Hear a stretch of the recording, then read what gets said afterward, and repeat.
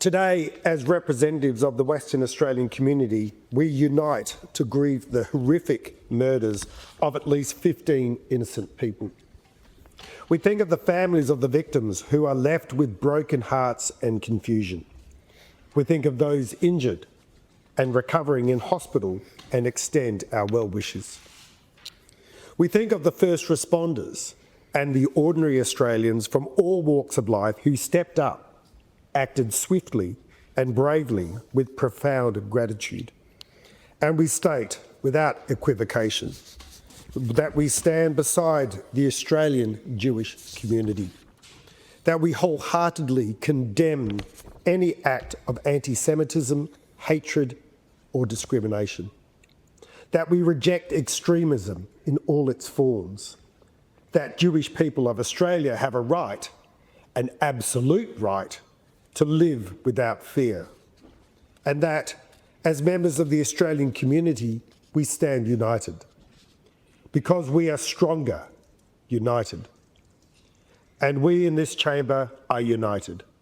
I'd like to acknowledge the members for Morley, who has a substantial proportion of the Jewish community in her electorate, but in particular, the member for Mount Lawley, and I want to acknowledge his strength and our thanks for the way he has embraced his community and supported them during these dark hours. Mr. Speaker, this is important because how we respond goes to the core of who we are as Australians, the kind of nation we want to be. Together, we are confronted with one of the worst acts of terror in modern Australian history, a targeted attack, a horrific massacre inflicted on the Jewish community, families and children at Bondi Beach, coming together to celebrate peace and to celebrate the first night of Hanukkah. It is a worst nightmare come true. I cannot begin to comprehend the hatred of these perpetrators. I'm not sure any reasonable person can. What I do know is that we cannot and will not let that hate define who we are as a country or the values that we hold. We value peace. We value equality.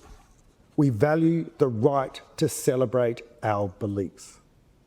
Therefore, an attack on any one Australian, regardless of their race, religion, gender, orientation, is an attack on all of us.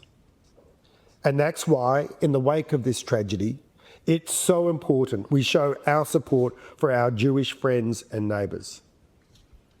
It's also why we should celebrate and draw strength from the heroic acts that we have witnessed from the scenes in Bondi. Like Ahmed Al-Ahmed, a humble fruit store owner who bravely tackled and disarmed one of the gunmen, or those who helped shelter and hide people fleeing from danger, or the first responders who went into harm's way to assist others and prevent even further disaster. This remains very raw. It's only been 2 days since this act of hate and terror was perpetrated. That means we are only at the start of what will be a long recovery.